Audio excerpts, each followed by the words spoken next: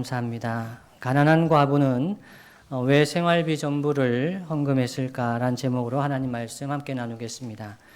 제가 두레교회 부임한 이후로 설교를 해달라는 부탁을 몇 번 들었습니다. 어떤 주제냐면 헌금입니다. 헌금에 관해서 목사님 설교해 주세요.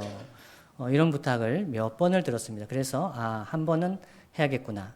반응 보고 좀 괜찮으면 또 하고 이런 건 아니겠죠? 예, 중요한 거잖아요. 그래서 헌금. 네, 오늘 헌금하니까 떠올랐던 게 과부의 두 렙돈이었습니다. 오늘 말씀을 한번 보시면 예수님께서 예루살렘 성전에 헌금함을 바라보고 앉으셨다. 기록이 되어 있죠. 그 당시 예루살렘 성전에 13개의 헌금함이 있었답니다. 13개. 지금 같으면 13개 목적별 헌금함 이렇게 볼 수 있겠습니다. 요 헌금은 여기에 놓고 다른 헌금은 여기에 놓고 11조는 여기에 놓고 주일 헌금은 여기에 놓고 이렇게 헌금함이 13개가 있었답니다. 서기관들이 그걸 지켜보고 있었답니다. 왜 지켜보고 있었을까요? 예, 누가 가져갈 수 있으니까요. 네. 신앙 교육적인 목적이 있었을 것이다 이렇게 추정을 합니다. 사람들이 성전에 올 때에 헌금을 꼭 잘 알 수 있도록 이렇게 잘 지도하려고 좋은 의도겠지요. 근데 그때 어떤 부자가 와서 많이 넣었답니다. 많이 넣었답니다. 그 당시에는 종이돈이 없었어요. 그래가지고 이제 구리돈이나 이런 게 소리가 나지 않습니까? 제가 지금 보여주시죠. 그 사진에 있는데요. 이 서기관이 있어요. 사람들이 부자 있는데 이 가난한 과부가 와서 저 구리로 만든 헌금함, 장구 모양 떠올리시죠? 그죠? 넣습니다. 소리가 났겠죠? 부자는 얼마를 넣었을까요? 많이 넣었다고 하잖아요? 소리가 어떤 소리가 났을까요? 예, 묵직한 소리가 났겠죠. 거금이구나. 이걸 알 수 있었겠죠. 가난한 과부는요. 2렙돈을 넣었대요. 그 옆에 있는 동전 2개가 이제 렙돈이거든요. 2렙돈을 넣었을 때 어떤 소리가 났을까요? 안 났을 수도 있어요. 거의 소리가 안 날 정도로. 과부의 마음이 여러분 어땠을까요? 렙돈은요, 그 당시에 화폐 단위 중에서 제일 작은 단위였답니다.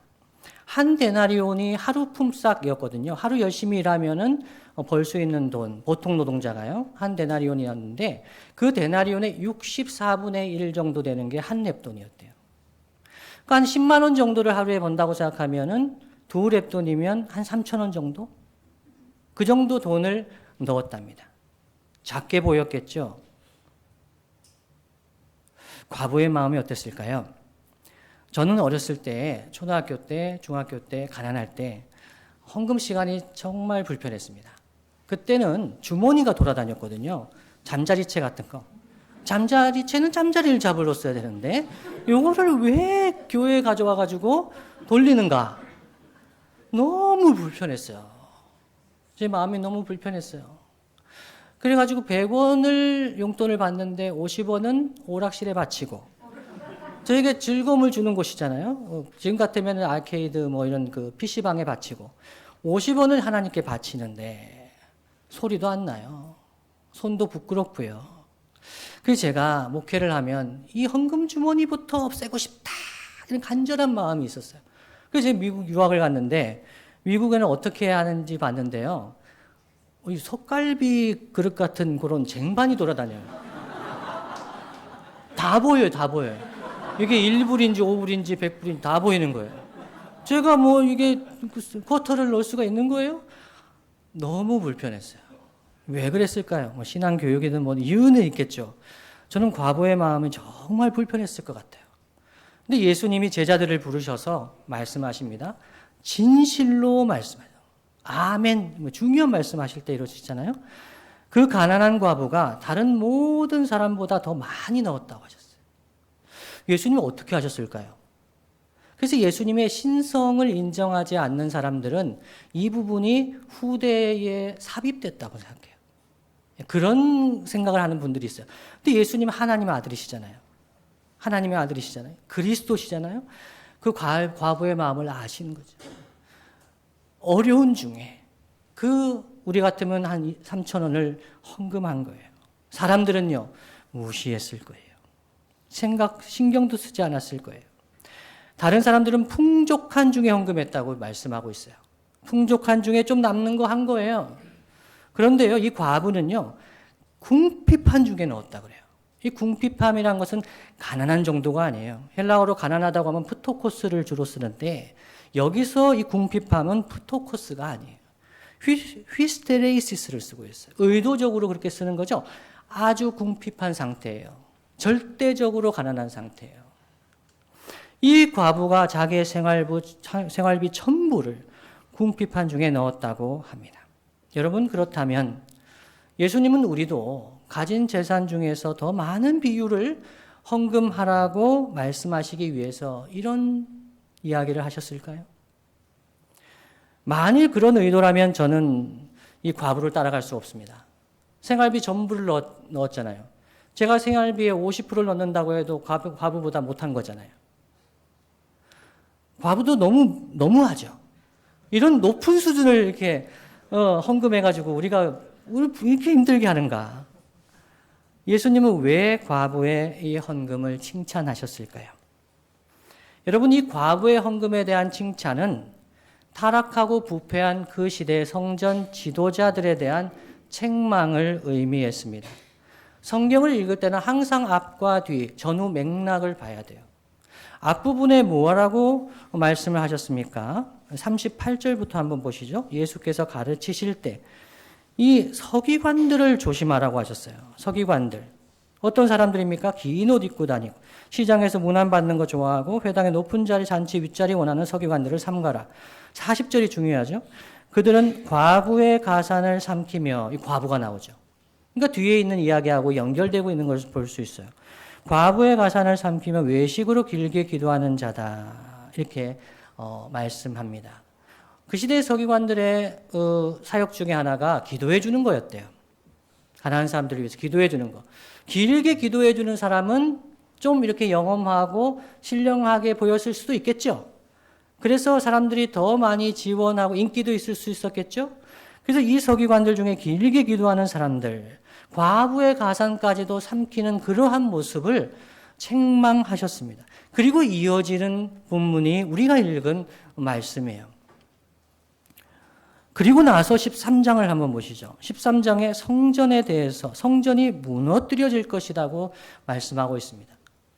성전에서 이 과부의 가산까지 삼켜버리는 성전 지도자들에 대해서 예수님은 신랄하게 책망하고 있습니다. 이 말씀을 좀 더 잘 이해하려면 그 시대 성전을 좀 이해해야 돼요. 이 헤롯 성전인데요. 헤롯 성전은 주전 20년부터 주후 64년까지 84년간 이 건축을 하고 있었어요. 그러니까 예수님께서 이 말씀하셨을 때는 성전은 건축 중이었다는 거죠. 건축 중이었어요. 이 건축 중인 성전에 돈이 많이 들어갔을까요? 적게 들어갔을까요? 많이 들어갔겠죠. 헌금이 필요했겠죠. 그래서 서기관들이 나서서 헌금을 모으고 있는 거예요. 이 헤롯은요, 성전이 필요했어요. 하나님께 예배하고 하나님 영광 돌려드리기 위해서 필요했던 거 아니에요. 에돔 족속이었던 이 헤롯이 유대인들에게 정통성이 약하거든요. 자기 통치의 정통성이 약해요. 그러니까 이 유대교회에 열심 있는 모습을 보이려고 성전을 수리하기 시작합니다. 재건하기 시작합니다. 그래서 84년이 걸리도록 건축을 하고 있었어요. 여러분, 이 성전이 교회가 건축 중이다 하면은 딱 떠오르는 게 있지 않으세요? 지금도 건축 중인 성당? 스페인의? 가우디. 사그라다 파밀리아. 제가 외웠잖아요, 이거. 예, 가우디 성당이 아니고 이게 사그라다 파밀리아. 성가족 성당. 이런 뜻을 가지고 있대요. 언제 완공된다고 하죠?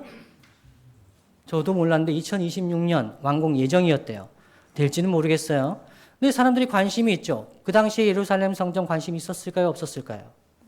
엄청난 관심이 있었겠죠. 메시아를 기다리면서 이스라엘 민족의 부흥을 위해서 기도하면서 성전의 그 모습을 보며 사람들은 뿌듯했을 거예요. 과부도 그 성전을 위해서 2렙돈의 헌금을 하고 있었어요. 근데 예수님의 반응은 달라요. 예수님은 그 성전이 무너질 거라는 거예요. 성전이 본래의 기능을 상실했다는 거예요. 성전의 기능은 무엇입니까? 원래 성전의 기능은 하나님 만나는 곳이에요. 하나님 예배하고 만민이 기도하는 집이에요. 가난한 자들도 제비가 새끼 둘 곳을 얻는 곳이에요. 쉬어갈 수 있는 곳이에요. 그런데 그 성전이 가난한 사람들의 가산을 삼켜버리는 곳이 되었다는 것이죠. 사실 여러분, 그 헌금은 건축하는 데 쓰여지기보다 가난한 과부를 위해서 사용되었어야 합니다. 구약의 율법에 헌금의 용도가 기록되어 있어요. 어떤 것이냐면 제사를 위해서도 사용이 되겠죠. 그리고 가난한 자들, 병든 자, 소외된 자들, 고아와 과부와 나그네들 구제하라고 사용하라고 하셨어요. 그리고 제사장과 레위인들의 기본적인 생활비 지원하는 목적이 또 있어요. 그런데 이 성전의 헌금을 가지고 그 건물을 치장하고 있었던 거예요. 가난한 과부의 두 랩돈까지도 삼켜버리는 그러한 성전이 되었던 것이죠. 예수님의 마음은 어떠했을까요? 찢어지는 거죠. 성전으로서의 기능을 상실한 그 모습을 고발하고 있습니다. 그래서 이러한 성전은 무너질 것이라고 말씀하셨습니다. 아니요, 성전이 폐지될 것이라고 복음서에서 말씀하고 있습니다. 성전이 왜 폐지되죠? 예수님으로 대체되는 거죠.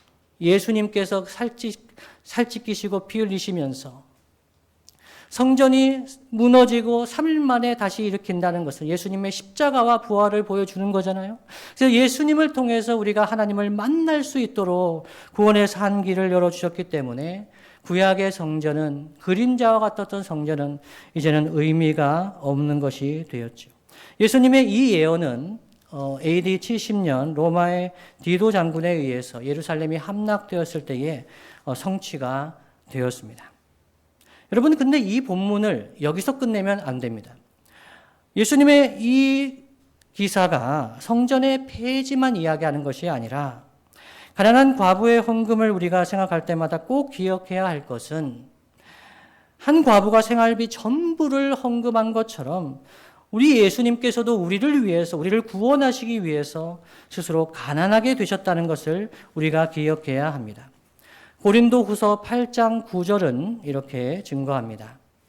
우리 주 예수 그리스도의 은혜를 너희가 알거니와 부요하신 이로서 너희를 위하여 가난하게 되심은 그의 가난함으로 말미암아 너희를 부요하게 하려 하심이라 말씀했습니다.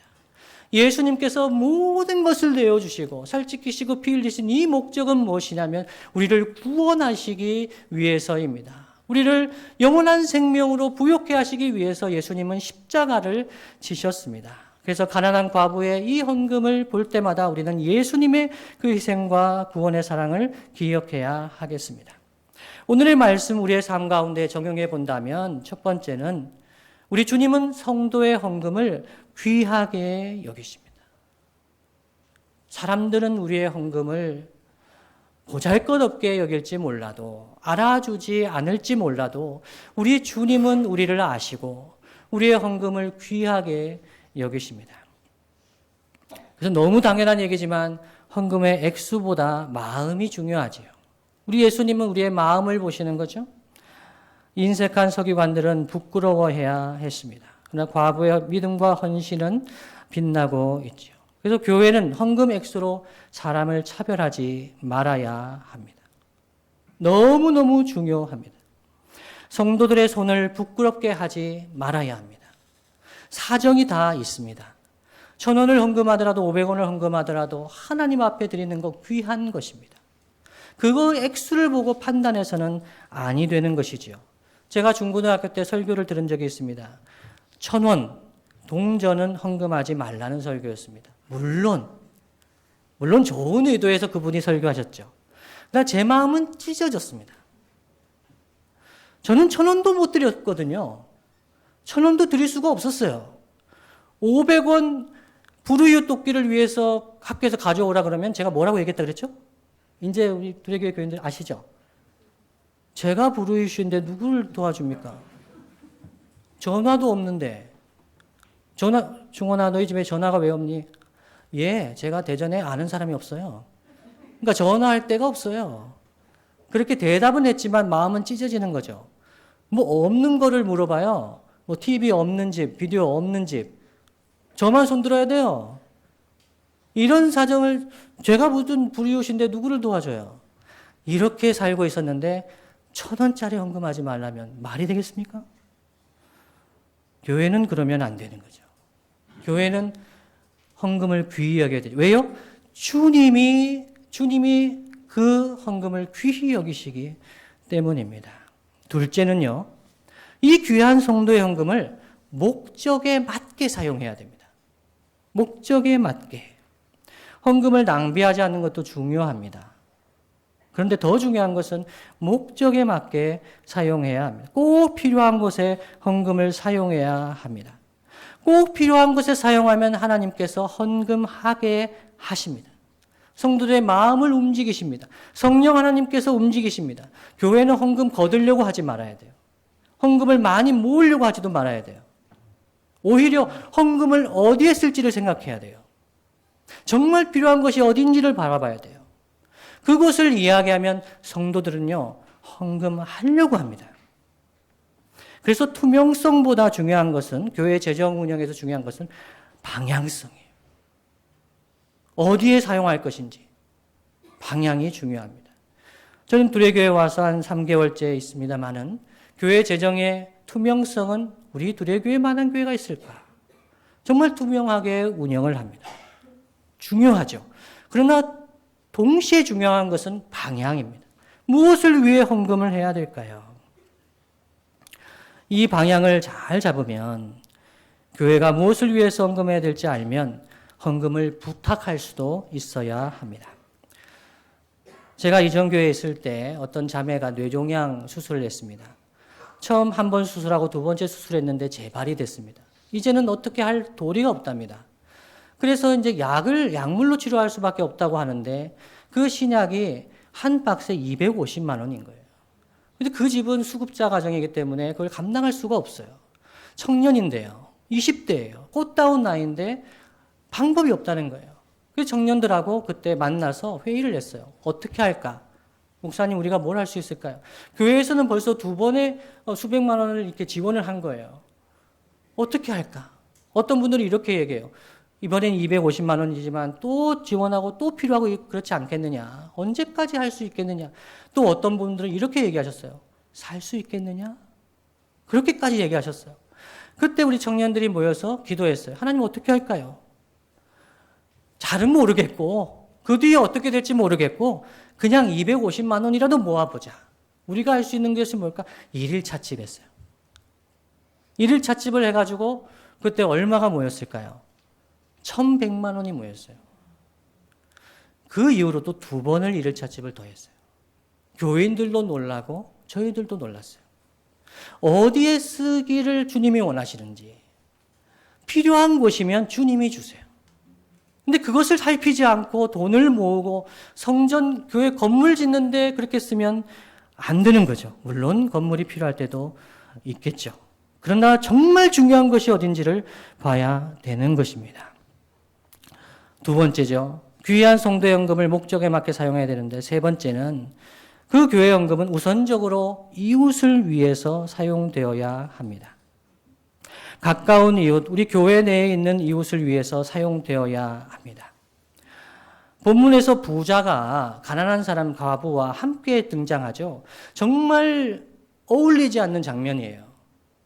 부자가 많이 헌금하고 가난한 과부가 두렵돈 헌금하는 게 같은 장면에서 기록이 되고 있어요. 이것은 공동체의 모습이 아니에요. 이 부자와 가난한 과부는 같은 교회에 있었을지 몰라도 공동체는 아니에요. 경제적인 불평등의 상태를 여실히 보여주고 있습니다. 만일 교회 내에 너무나 가난해서 힘든 지체가 있는데 우리가 그 지체를 모르고 그를 돕지 않는다면 우리가 교회인가 생각해 봐야 돼요. 우리가 정말 도울 곳을 돕고 있는가를 생각해 봐야 되죠. 우리의 헌금이 제대로 쓰이고 있는지를 생각해 봐야 합니다.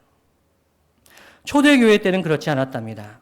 초대교회 때는 당시 성령 충만했을 때는 가난한 사람이 없었다고 이야기를 합니다. 사도행전 4장 32절부터 35절까지 말씀입니다. 믿는 무리가 한 마음과 한 뜻이 되어 모든 물건을 서로 통용하고 자기 재물을 조금이라도 자기 것이라 하는 이가 하나도 없더라.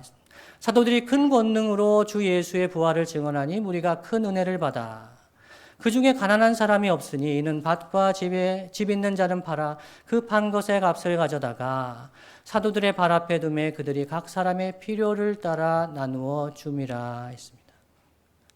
이 모습이 이상적인 공동체의 모습이죠. 근데 칼 막스와 공산주의자들은 이 모습을 어떻게 이루기를 원했을까요? 하나님 없이 이루기를 원했습니다. 하나님 없이도 우리가 이런 모습을 이룰 수 있다. 필요에 따라 나누어 줄 수 있다. 부자가 자기의 재물을 갖다 바치고 그 재물을 가지고 필요에 따라 나누어 주는 공동체. 하나님 없이도 그런 지상 낙원을 이룰 수 있겠는가 하는 것이죠. 초대교회는 어떠한 곳이었습니까? 성령에 충만하여서 인위적으로 돈을 내라, 밭을 팔아라, 논을 팔아라 한 게 아니에요. 그들이 성령에 충만하여 자원하여 그들의 재산을 가지고 하나님께 드리는 거죠. 이러한 공동체가 주님의 몸된 교회입니다. 특별히 32절 하반절에 자기 재물을 조금이라도 자기의 것이라 하는 이가 하나도 없더라 했는데 이것은 우리가 봉헌할 때 읽는 성경 구절 모든 것이 주께로부터 왔으니 이 예물을 주께 드리나이다와 맥을 같이 하는 것입니다. 우리가 가진 것이 주님의 것이잖아요. 주님이 우리에게 맡겨주신 것이잖아요. 물질만 그렇습니까? 우리의 시간과 건강과 우리의 지식과 우리의 가진 어떤 인맥과 모든 것이 하나님 우리에게 주신 선물이잖아요. 하나님의 것인데 이것을 하나님을 위하여 이웃을 위하여 사용할 수 있다면 얼마나 행복한 것일까요? 그래서 우리는 우선적으로 교회 연금은 교회 공동체 내에 있는 이웃을 위해서 사용되어야 합니다. 두 번째로는 멀리 있는 이웃을 위해서도 사용되어야 합니다. 고린도후서 8장을 한번 펴보시죠. 고린도후서 8장입니다. 고린도후서 8장에 보면 이 고린도 교회에 헌금에 관해서 이야기를 합니다. 이 사도 바울이 예루살렘 교회와 성도들이 어려움을 겪고 있었습니다. 근데 이 예루살렘 교회와 성도들을 위해서 헌금을 하자. 이 데살로니가 교회와 마게도니아 교회들이 많은 시련 속에서 어려움 중에도 이 예루살렘 교회를 돕기 위해서 풍성한 헌금을 했고 특별히 고린도 교회도 1년 전부터 계획하고 모금을 시작했다고 합니다. 근데 이 원리에서 우리가 헌금의 원리를 볼 수 있는데요. 첫 번째는요. 8장 5절입니다. 8장 5절을 다 함께 한번 읽어보겠습니다. 시작. 우리가 바라던 것뿐 아니라 그들이 먼저 자신을 주께 드리고 또 하나님의 뜻을 따라 우리에게 주었도다. 아멘. 우리가 헌금을 드릴 때 우리가 물질만 드리는 게 아니고 우리 자신을 하나님께 드리는 것입니다. 우리 자신을 하나님께 드리고 헌신하며 우리를 사용해 주시기를 위해서 기도하면서 그 물질도 보내는 것이지요. 두 번째는요. 14절입니다. 14절 함께 읽겠습니다. 시작. 이제 너희의 넉넉한 것으로 그들의 부족한 것을 보충함은 후에 그들의 넉넉한 것으로 너희의 부족한 것을 보충하여 균등하게 하려 함이라. 아멘. 지금은 예루살렘 교회보다 마게도니아 고린도 교회가 조금은 넉넉하죠. 물론 그들도 어려움이 있었습니다만은 그 어려운 중에도 헌금해서 예루살렘 교회를 위해서 하지만 그러나 후에 그들의 넉넉한 것으로 너희의 부족한 것을 보충하게도 될 것이라는 거예요. 그래서 하나님의 교회, 하나님 나라 공동체가 균등하게 되는 것. 이것이 헌금의 교회 재정의 원리입니다. 제가 우즈베키스탄에서 한글 교사로, 코이카 한글 교사로 있었을 때 돈에 조금 여유가 있었어요. 근데 그 당시 집이 한 100만 원이면 살 수 있었습니다. 그래서 제가 그거 렌트로 돈이 나갔느니 그냥 모아서 집을 사자. 제가 그 100만 원짜리 집을 사서 교회에 헌물을 하고 왔어요. 왜 그랬을까요? 들고 올 수 없기 때문이죠, 집은. 집은 들고 올 수가 없잖아요. 그걸 팔고 돈을 가져오자니 교회가 필요하니까 교회에 헌물을 했습니다. 그런데요, 제 첫째가 대학에 간다는 때가 됐어요. 근데 그 선교사님이 저한테 연락을 하시는 거예요. 최 선생님, 그분 저한테 최 선생님이라고 하죠. 선생님, 그 첫째가 학교를 갈 텐데, 그러시는 거예요. 아, 예, 이제 대학에 들어가요. 그랬더니 장학금을 보내주시겠다는 거예요. 우즈베키스탄 페르가나의 선교지에 뭐 그렇게 넉넉하시겠어요. 그런데 기억한 거예요, 이 교회가. 이 교회가. 어려울 때 아파트 하나 얻었던 거. 그 뒤에 이제 사역자분들이 그게 기거하면서 사용했대요. 그래서 첫째가 대학 가는데 재정적으로 어렵죠. 서울 보내야 되니. 그렇지만 말은 못 하잖아요. 근데 그때 선교사님이 장학금 보내겠다고. 신학을 하면은 전액을 보내겠다고. 막 그런 4년 전액을 보내겠다 그랬는데, 신학을 해야 되나. 근데 제가 아들한테 이렇게 막, 여기 앉아있네요. 신학하라 할 수는 없잖아요. 예. 장학금을 보냈어요. 제가 그 교회에 헌물했던 것보다 더 많이 보냈어요. 저는 그걸 보면서 하나님 하시는 일이 이렇구나. 우리가 지금은 남을 도울 수 있는 그런 것이 있으면 감사한 거예요. 그러나 우리도 도움을 받을 때가 있어요. 하나님 나라는 그렇게 세워지는 거죠. 그렇게 균등하게 하시는 것이죠. 말씀을 마무리하겠습니다. 주님이 사랑하시는 두레교회 성도 여러분, 주는 것이 복이 있을까요? 받는 것이 복이 있을까요? 어떻게 하세요? 주고받는 것이 복이 있다고 생각하시죠? 예. 제가 교만했을 때는 받는 게 싫었어요.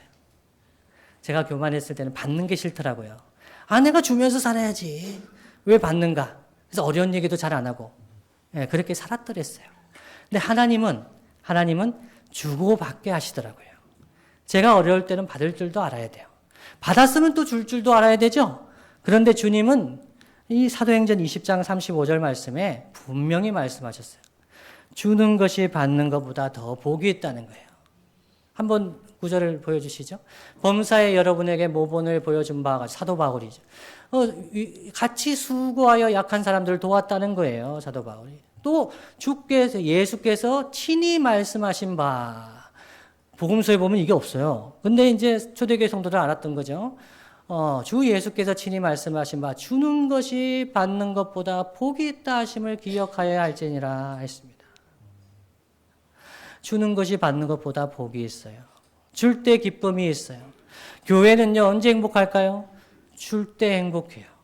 줄 수 있을 때 행복한 거예요. 하나님 맡겨주신 게 있을 때, 드릴 때 행복합니다. 우리 교회는 여러분 어떻습니까? 오늘 재직회가 있습니다. 여러분 특히 집사님들이라면 교회 재정에 관심을 가지셔야 합니다. 집사님들에게 주신 아름다운 사명이에요. 하나님께서 우리 교회에 주신 재정을 어떻게 사용할까요? 집사님들이 이것에 관심을 가지셔야 돼요. 또 동시에 재정 지원이 필요한 곳이 어디인지를 잘 살피셔야 돼요. 우리 교회에 있는 성도들 중에서 어려움 중에 있는 성도가 누구인지 잘 살피셔야 돼요. 그것을 가지고 재직회에 나오셔야 돼요. 재직으로서 지원하셔야 돼요. 이 재직회 정말로 중요한 것이죠. 하나님 우리에게 맡겨주신 달란트를 우리 교회가 꼭 필요한 곳에 사용하면 우리 하나님은 귀하게 여기시고 기쁨을 주시고 우리 교회에 넘치도록 부어주십니다. 주님이 사랑하시는 성도 여러분, 우리 두레교회가 하나님 주신 귀한 재정을 더 귀히 여기고 서로 도우며 균등하게 하고 어려움 겪고 있는 이웃과 교회들을 위해서 넉넉하게 섬기는 우리 두레교회 되기를 예수님의 이름으로 축복합니다.